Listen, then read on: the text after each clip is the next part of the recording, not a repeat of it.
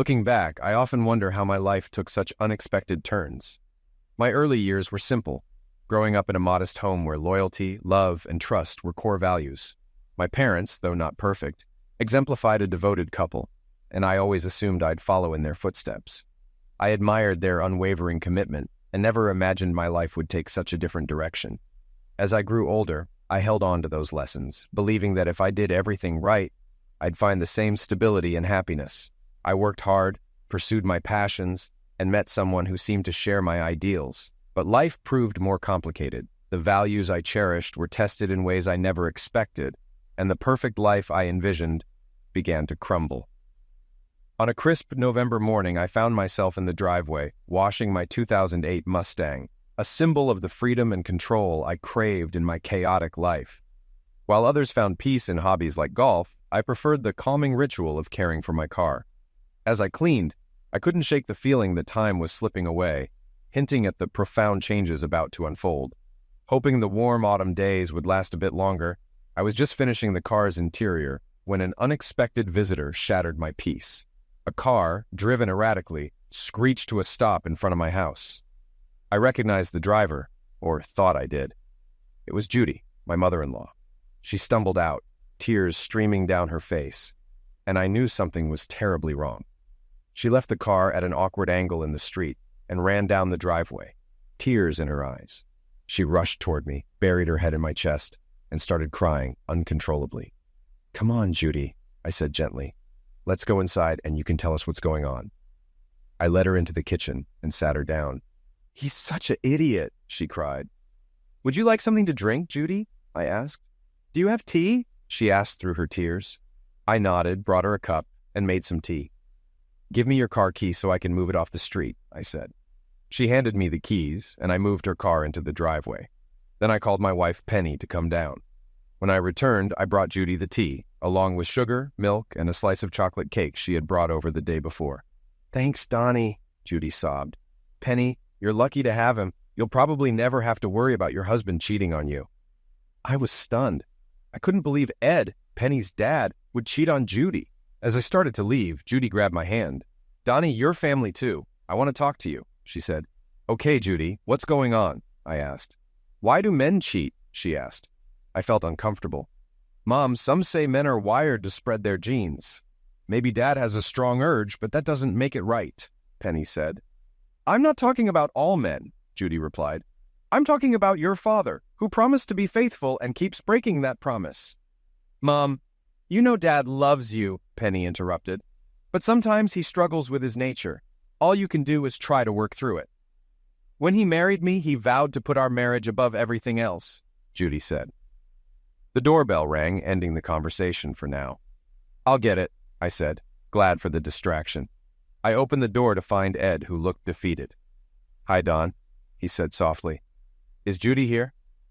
"They're in the living room," I replied. He walked inside, and I went back to washing my car, trying to clear my mind. As I was focusing on the task, I heard a giggle behind me. 2 arms wrapped around my waist, and a lock of brown hair fell over my shoulder. "Donnie, do you love me?" Penny asked. "Of course I do, Penny," I said. "I'm dealing with a family crisis, and I need your help. Can you grill some steaks and help calm Mom down?" "They might actually divorce this time," she said. "Has this happened before?" I asked. "Several times," Penny said. "They love each other, but keep going through this. Dad seems serious about getting help now. He knows he can't do it alone." "Maybe your mom should have put her foot down sooner," I suggested. "What do you mean?" Penny asked. "If I were her, I would have left him the first time he cheated," I said. "They need to face the consequences of their choices. He needs to understand that his actions could cost him his wife and family." Penny looked at me, shocked. Then her lips trembled as she tried to hold back tears. I could see she was on the verge of breaking down. I wrapped my arms around her, telling her to calm down. "I'd do anything for you," I said. "Donnie, it's easy for you to say. Your parents were perfect, so you've never had to deal with this. I don't want my parents to split up or be alone. When we have kids, I want them to have grandparents who love them. I want us all to be one big, happy family, without worrying about which parent to invite to events because the other won't come," she said.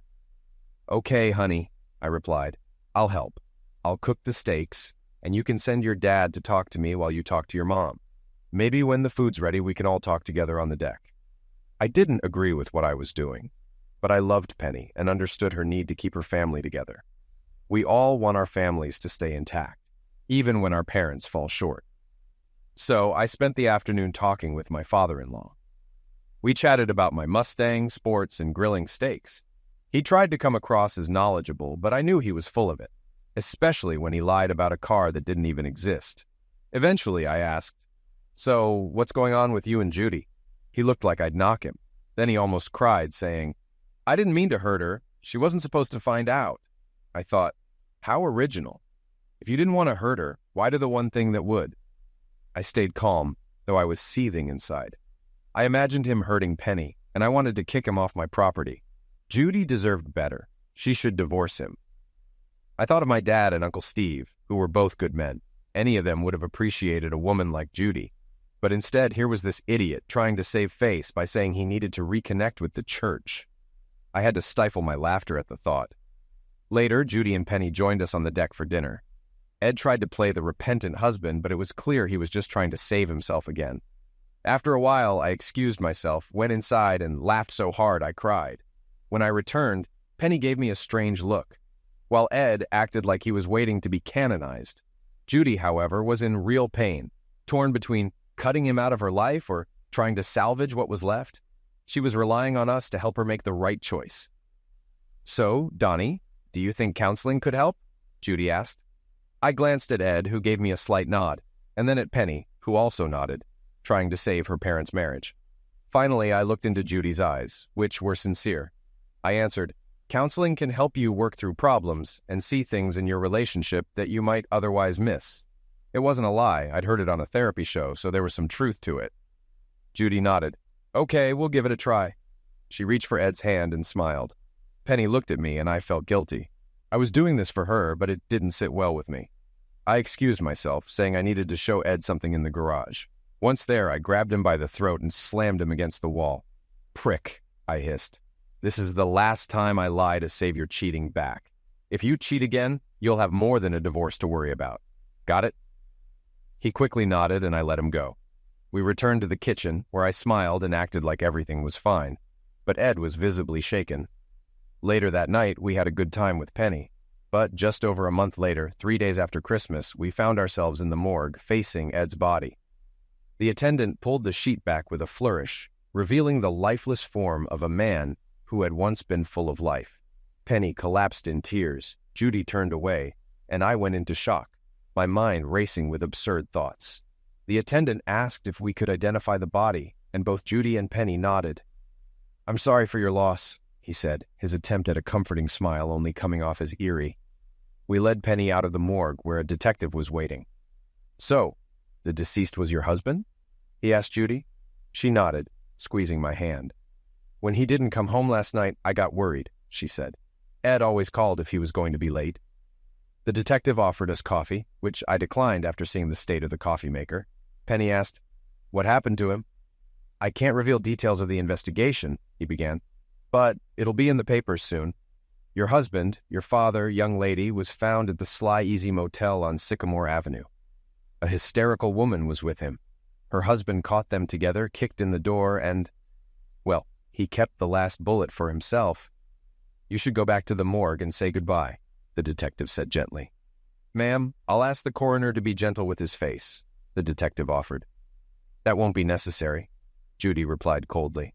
"No problem," the detective said. "We have clear evidence. The security tape shows everything, the guy kicking in the door. Your husband was already gone, and there are no signs of anyone else moving around."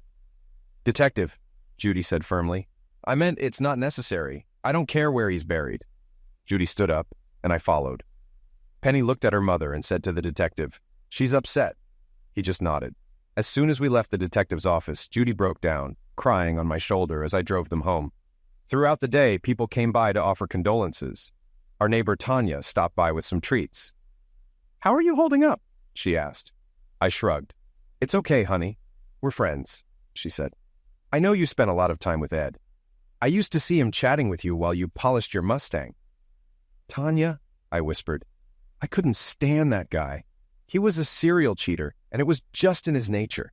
Judy deserves better." She laughed. But Judy loved him. He was her first everything. That's why she kept forgiving him. Without him, she'd be lost. But Tanya was wrong. Over the weeks, Judy's anger towards Ed only grew. She even refused to attend his funeral at first, but I convinced her to go for Penny's sake. Eventually, Penny got angry with both of us, especially when I refused to speak at the funeral. I couldn't think of a single good thing to say about Ed, and even his best friends struggled with the eulogy. Eddie was Ed. You should have known him.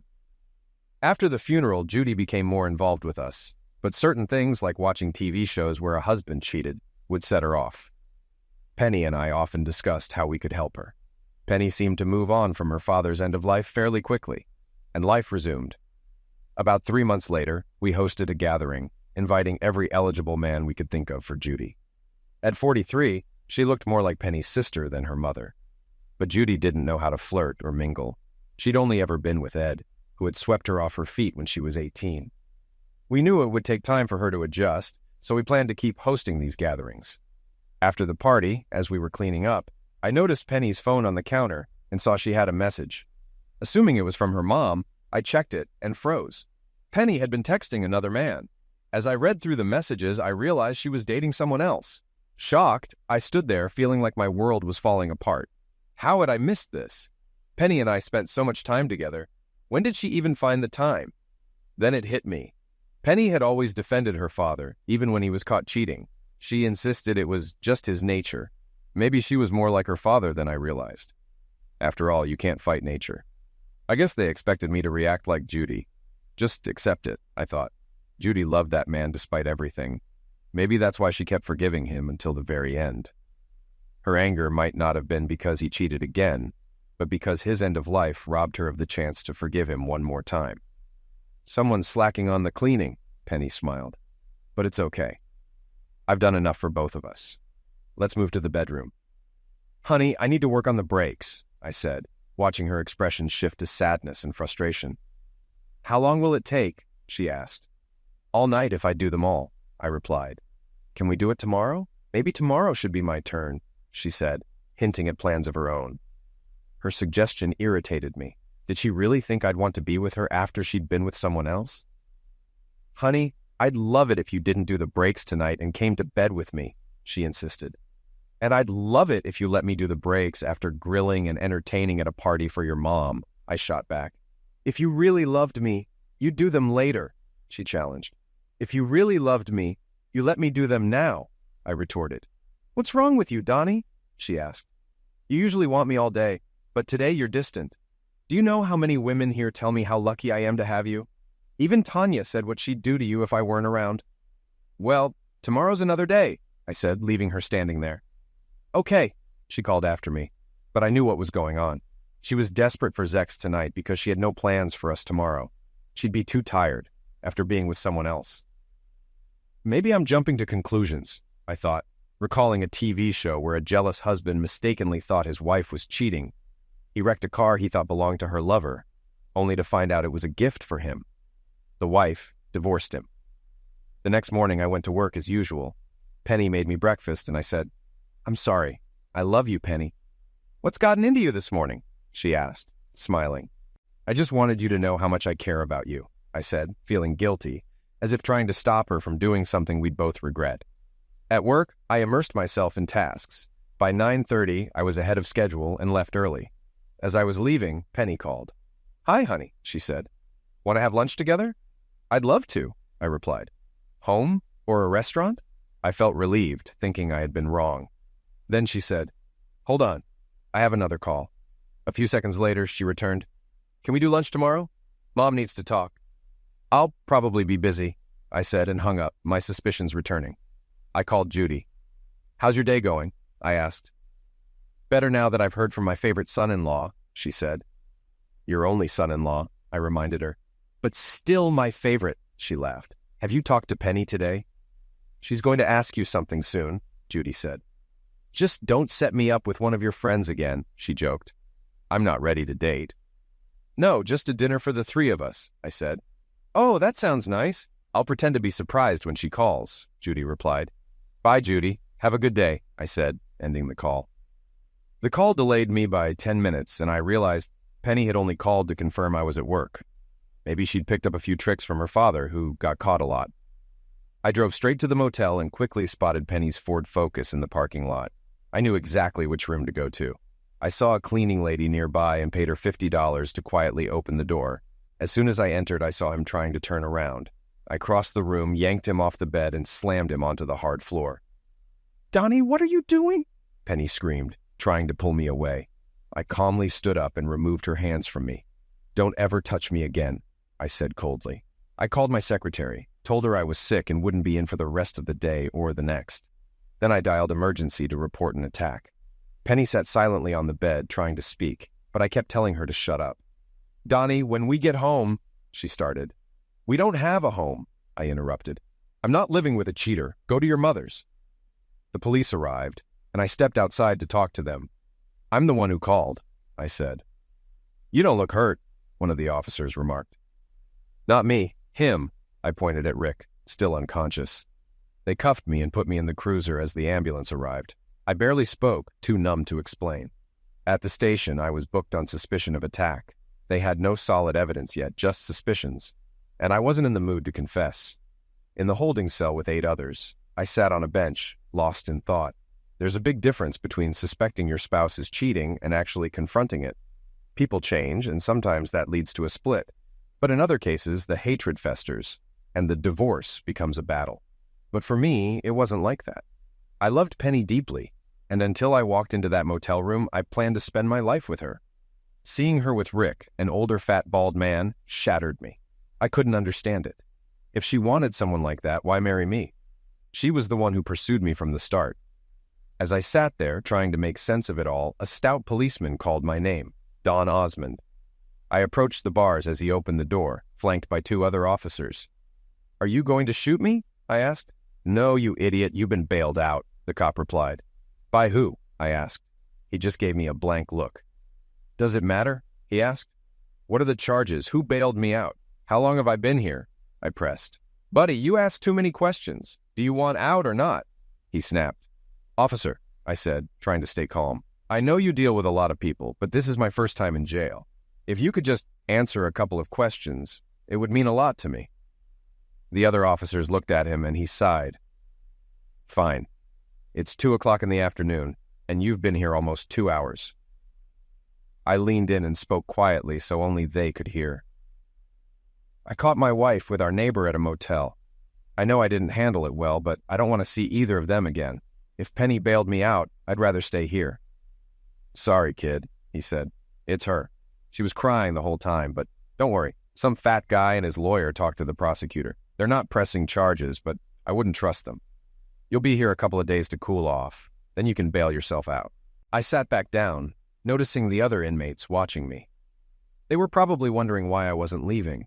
I knew Penny was trying to bail me out because she felt guilty, but I wanted nothing to do with her. I couldn't help but think about how I'd encouraged Judy to forgive Ed, yet I couldn't do the same for Penny. Just then, the cop returned. "Hey, Osmond, there's someone else here to see you. Not the first one. It's her sister, Judy. She's in the interrogation room. Want to see her?" "Yes," I said.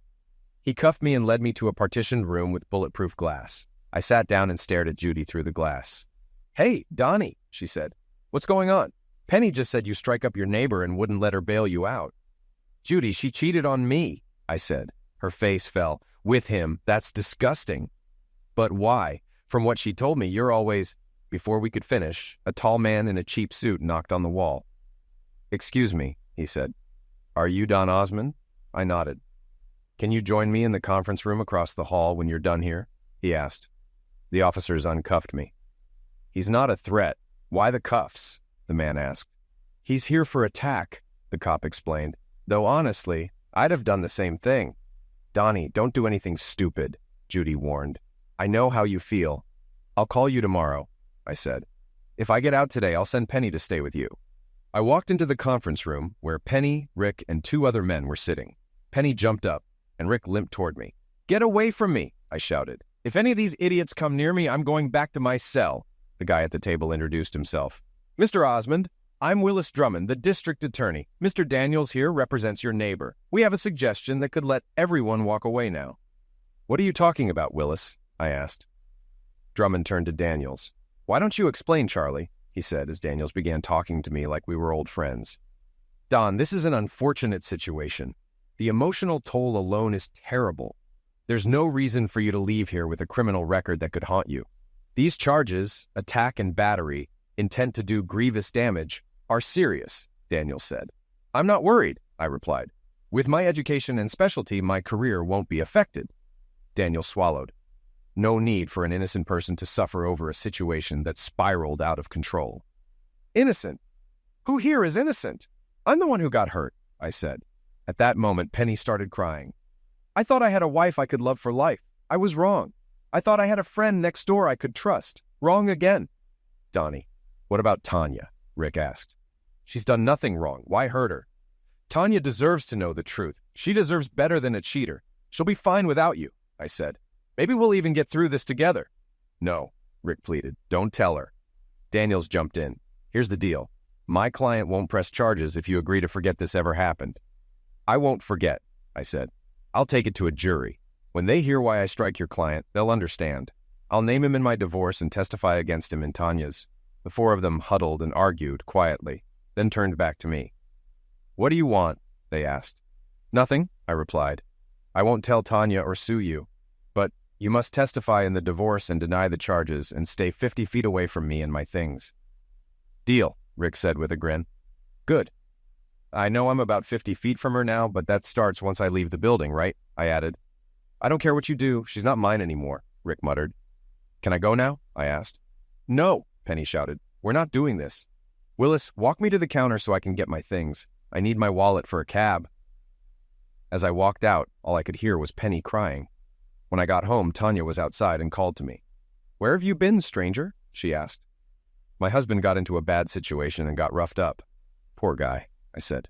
"It's tough, Tanya. I'm sorry, but I've had a rough day too. We'll talk later." "Send your wife over," she said.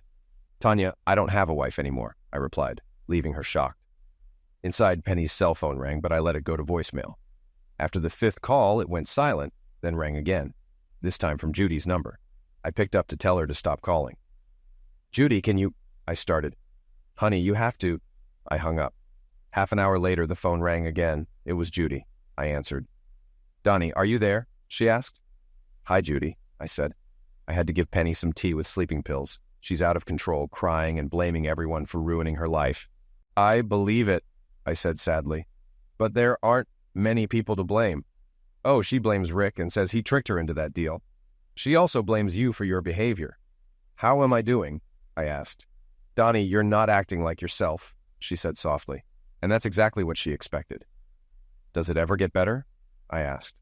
"No," she whispered. "It gets worse. You start doubting yourself, wondering what's wrong with you, why he chose someone else. You compare yourself to others, and every time he's late or not where he's supposed to be, you imagine the worst. It never goes away, and you never fully trust again." "Judy, can I tell you something?" I asked. "Of course we're family," she said. "I lied to you," I admitted.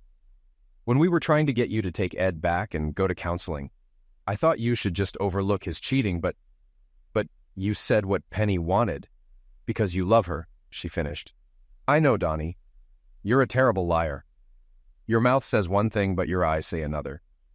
"Ed was foolish," I said. "No one he cheated with was worth a fraction of you." "Maybe it's in their blood," she replied. "I can't believe Penny let that gross guy near her, let alone—" She cut herself off. "Donnie, I'm sorry, but I'm not you. I won't keep taking her back just for her to do it again. Maybe she got it from her father," I said. "She always said you can't fight nature." "I hope that's not true," she said. "You can train wild animals. Maybe people can change too." "But it's rare, Judy, and it takes a lot of effort," I replied. "Cheaters will cheat." "So what does that mean for us?" she asked softly. "We have 2 choices," I said. "We can move on and start fresh, knowing we're just good people who loved the wrong ones. You have a beautiful daughter to show for it. I have nothing, so my life feels wasted. Or we can stay and hope they change, but then we're just fools for putting up with it. You deserve someone worthy of you, and I should find someone who is too." "Who are you talking to, Mom?" Penny asked. "Is it Donnie? Does he want to talk to me yet? Did you tell him how sorry I am?" "Bye, Judy," I said. "Looks like you've got your hands full." In the following days, I talked to Judy a lot. Tanya and some neighbors brought food and chatted with me. I hired a lawyer and prepared a fair divorce agreement. I wanted to split everything equally, even though it wasn't fair to me. I didn't want things to get ugly, but I was ready to go to court if necessary. My lawyer got Rick to spill everything. It had been going on for over 6 months, and Rick believed he wasn't the first. I asked Judy if I could come over to talk. When I arrived, she opened the door, and I hugged her. Penny came up to me. "Donnie, I've missed you so much," she said. "Penny, I'm here to make this easier," I said. "I didn't want a stranger handing you divorce papers, so I brought them myself." "No, Donnie," she pleaded. "I'll stop. It won't happen again. You have to give me another chance. I'm going to see a counselor." "Penny, that won't help," I said. "This isn't the first time. My lawyer questioned Rick. We know everything. You've been with him for over 6 months, and I doubt he was the first. How could you look me in the eye?" "It was just sex," she said. "You and I are so much more than that." "You and I are nothing now," I replied.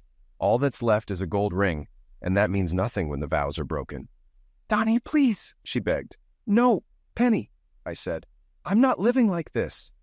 "You're being unfair," she whined. "You're tearing my heart out. You love me." "Damn it, Penny, shut up," Judy said. "Mom, stay out of this," Penny snapped. "He's being unreasonable. It doesn't have to be this way. I love him so much I feel like my heart will burst."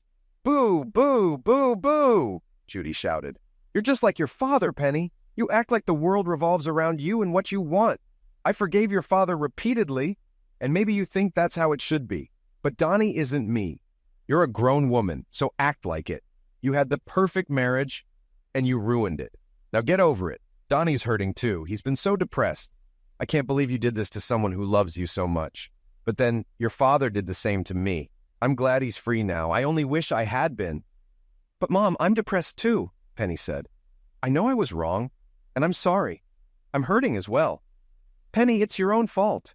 As much as I love you, maybe you deserve it," Judy replied. "I agree," Penny said. "But I don't think it was bad enough to get divorced over." "Shouldn't that be up to the person you hurt?" Judy asked. "Marriage is about what both people want, Penny. Maybe Donnie doesn't want to be married to you anymore." "Stop saying that, Mom!" Penny yelled. She turned to me. "Donnie, haven't I been a good wife? I've cleaned, cooked, and given you everything you could want. Why can't you focus on what I did right instead of my mistakes? I feel lost without you. I can't stop crying. I feel like my life is over. You can make us both better. Just forgive me this once. I swear it won't happen again." I left the room without responding. At the door, I turned and said, "Penny, get a lawyer. I want to get this over with and start fresh." I drove home and saw Tanya again as I walked onto the porch. "Hey, Donnie, wait up," she called out. I sighed as she crossed the yard. She was dressed in old denim shorts and a sweat-soaked t-shirt, clearly having forgotten or skipped wearing a bra. "I need to tell you a couple of things," she said. Tanya wasn't as slender as Penny or Judy, but now that I was no longer with Penny, I noticed her more. "Why are you looking at me like that?" she asked. "Sorry," I said. "I shouldn't have. I just wanted you to know Rick and I are here for you. If you need anything or just want to talk, we're here. Rick's still shaken from being mugged, and talking might help him too. You know, helping others can make you feel stronger, but that's not what I meant," she added with a smile. "You know I'm married, and you're not that kind of guy." I smiled weakly, thinking about telling her the truth about Rick, but I realized it would only hurt her. Besides, Rick was probably trying his best to be the husband she deserved after what happened. There was no need to make things worse. "Donnie, it's a cruise," she continued. "One of our clients is organizing a singles cruise, and there are still cabins available. 10 days of fun in the sun might help heal a broken heart. Who knows? You might even meet someone." "I'll think about it, Tanya," I said. "But I don't think I should date anyone until my divorce is finalized." "You're a good guy, Donnie. Whatever Penny did, I hope she realizes how foolish she is. Let me know about the cruise, okay?" I did everything I could to make things right with Penny. My lawyer handled the divorce, and I went on with my life. I asked my boss to transfer me to another location and explained why. A few days later, he arranged for me to move to our Phoenix plant, which had been interviewing engineers. It seemed like the perfect place for a fresh start, warm weather, and the chance to drive my car year-round. I would leave everything and everyone behind, but that's what starting over is all about. I told Judy about my plan to leave the neighborhood, and she was upset, but understood my reasons. She agreed with me, feeling similarly as she processed Ed's end of life and her daughter's betrayal. She had been considering moving to New York to live with her sister and mother, and after our conversation, She started seriously thinking about it again. I made her promise not to tell Penny about my plans. "Honey, I don't have to," Judy said. "That girl is obsessed with you. She spends most of her time following you around, terrified you'll find someone else. She was furious when she saw you talking to Tanya on the porch, called her every name in the book and cried for hours. She's terrified you'll fall for Tanya and tell her everything, then end up together." "It's not that far-fetched," I replied. "True," she said. "Donnie, you really love my daughter. I could see you trying to figure out how to get her back the other day, but I'm glad you couldn't. She's my baby, and I love her, but I love you too, Donnie. We both know what she's like. At least when this is over, you'll have a friend in Arizona, and I'll have someone in New York." "Promise me we'll stay in touch," she said. "I don't have a choice," I said. "I've only loved 2 people, and one doesn't love me back. You're all I have left." I appreciated Judy telling me about Penny following me. I started keeping an eye on her whenever I went out. One night, I went to a movie and saw her watching me in the parking lot. I decided to have some fun. I pretended to wait for someone, bought a ticket through the app, and then called Judy to let Penny know I had a date. Penny stormed out of her car and headed toward me, but I quickly went inside, got my ticket, and slipped into the theater just as she arrived. She couldn't find me, and with 15 movies playing, she had no idea which one I was watching. 2 hours later, I walked out and pretended to say goodbye to someone. Penny appeared furious. "Cut the crap, Donnie," she snapped. "You went to the movies alone. I've been following you since you left." "Get used to it, Penny," I said. "I won't always be alone. Sooner or later, I'll meet someone I want to be with." "You've already met her, dummy." "She looks just like me," Penny said. "You just need to get over my one little mistake." I laughed and walked away, realizing Judy was right. I trusted Judy not to tell Penny my plans, but I still needed to leave town without Penny knowing where I was going. The solution came from an unexpected source. The next day, I heard a knock at the back door. When I opened it, there stood Rick, looking as nervous as ever, like he didn't belong there. Tanya was watching from their porch, smiling. "I didn't want to come," Rick said, "but she made me." He glanced over my shoulder at Tanya. "Come on in," I said loud enough for her to hear. "I did everything you asked," he said nervously, "and I'm grateful you didn't tell Tanya. But if she hadn't made me come, I would have called you anyway. We have a problem." "We don't have anything in common," I replied. "True," he said, "but we both want to protect Tanya. And we both have issues with your ex. Penny's threatening to tell Tanya everything unless I help her get you back. She says it's not fair for one of us to keep our marriage if we've both been cheating. She's blackmailing me into spying on you and pressuring you to take her back." I just stared at him, realizing I could use this situation to my advantage. "Rick, do it," I said. He looked at me confused. "Does Penny know about the cruise Tanya organized for me?" I asked.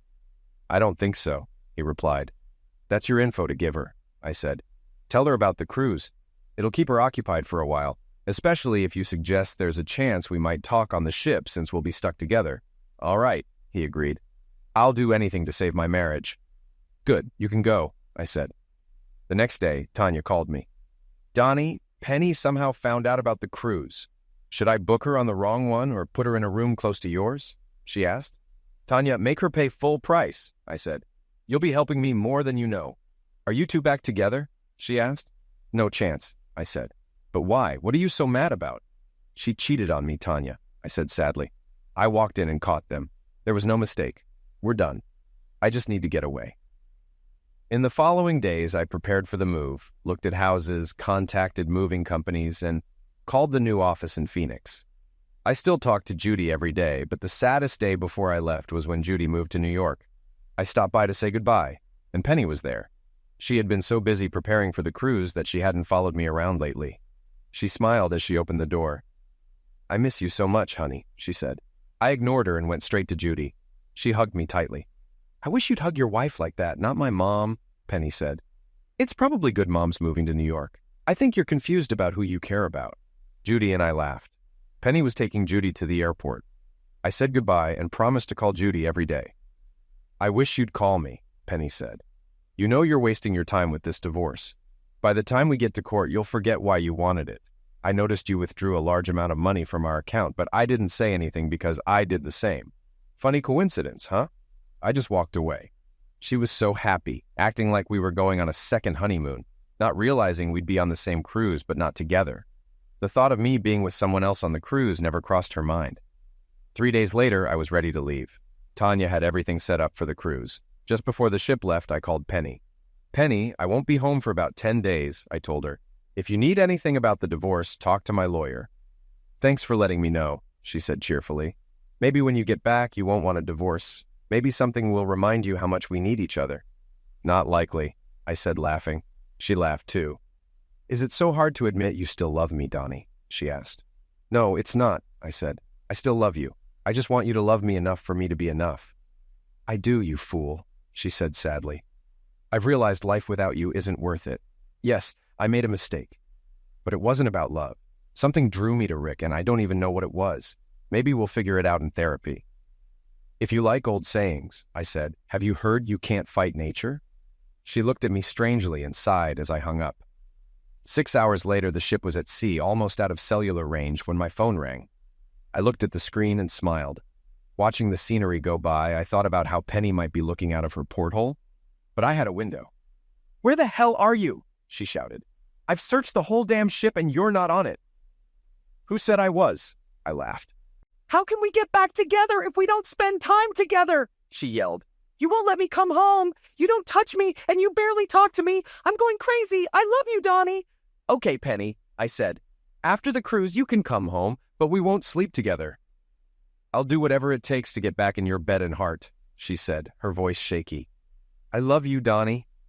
The call went silent, and I laughed as I crossed into another state. I decided to call my only friend. "Hi, Judy," I said when she answered. "Donnie," she squealed. "It's been so long since you called." "Almost 4 hours," I joked. "I think I made a mistake," she said. "Do you know what it's like living with 2 stuck-up old women?" I started laughing. Judy always lifted my spirits.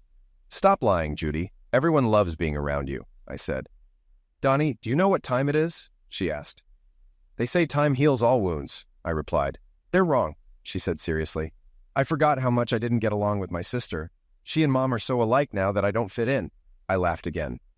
"Do you check your rearview mirror to make sure you're not being followed?" she asked. "It's hard to keep up with a truck when you're on a ship," I said. She laughed. "I won't ask how you got on the ship without her." "Remember the cow weapon commercial?" "I had my own ancient Chinese secret," I said. "I love that commercial," she said. "Guess I should go make Mommy's tapioca. Drive safe, honey." I arrived in Phoenix the next afternoon. The first thing I did was unload my Mustang into the garage. I was relieved it wouldn't face cold winters again, even if I didn't think about the heat and potential sun damage. Over the next few days, I settled in and got everything set up in my new home. The house was beautiful, but it didn't feel like a home, just a place. The day before I was supposed to start my new job, my cell phone rang. Without looking, I picked it up. "Where are you?" she hissed. "Why is all your stuff gone?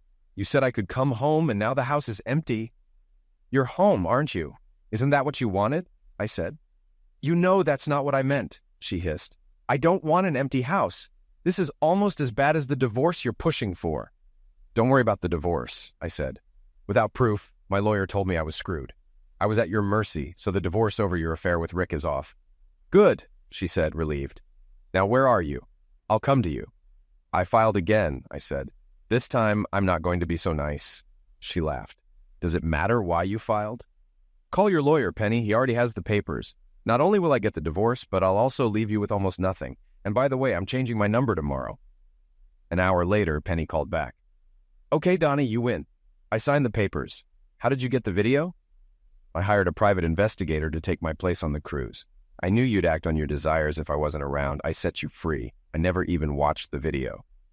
"Thank you for proving me right about you, Donnie." "I can change," she said. "I don't think you can," I replied, "and honestly, you shouldn't.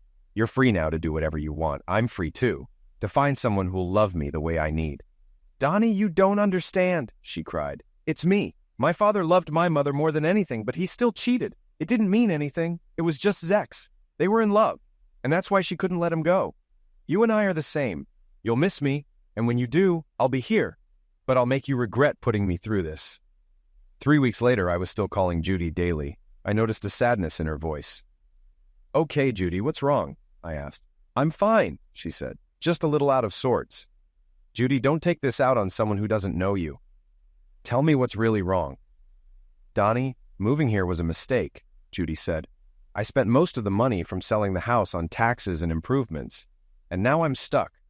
I only have Ed's pension, which covers my expenses, but it's not enough to move again or buy another house. I thought moving in with family would be great, but I guess I just didn't want to be alone after 20 years of living with someone. At least you still have family to live with, I said. Oh no, she replied. That's not an option. You have no idea what Penny's been up to since you divorced her. No, I don't, I said. But I wasn't talking about her. Why don't you come live with me? I have plenty of space, and I'd love to have you. Donnie, are you crazy? She asked. I can't live with you. You're my daughter's ex-husband. Not anymore, I said. Come visit, and if you don't like it, you can always go back to New York. Okay, she agreed. How about a week's visit? I want to make sure you're okay. I've been visiting Penny in your old house.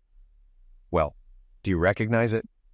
Judy came to stay with me for a week, and she had so much fun that she didn't want to leave. We did everything together, sightseeing, shopping, and turning my house into a home. By the end of the week, I dreaded her leaving. The morning she was supposed to go, she made me breakfast and asked why I looked so down. Our week's over, I said. I'm going to miss you. Can you come back soon? No, she said.